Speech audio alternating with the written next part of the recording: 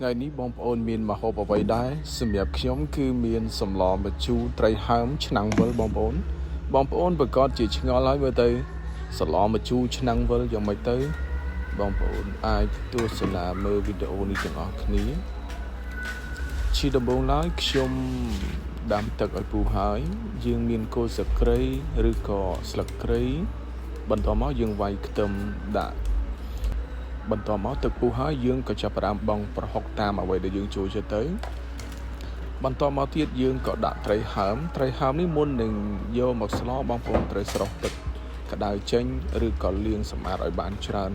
ទឹកបន្តិចបងប្អូនឥឡូវនេះយើងដាក់ប៊ីចេងចំនួន200គ្រាប់ហើយដាក់អំបិលនិងស្ករចំនួន500គ្រាប់តាមចំណង់ចំណូលចិត្តរបស់បងប្អូនទាំងអស់គ្នាទៅ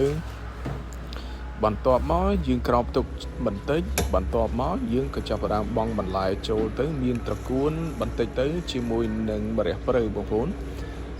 ហើយសម្លមួយនេះខ្ញុំស្លជាមួយនឹងស្លឹកអំពិលលាយជាមួយនឹងសូដានណាបងប្អូនបាទអញ្ចឹងគឺសម្លមួយនេះ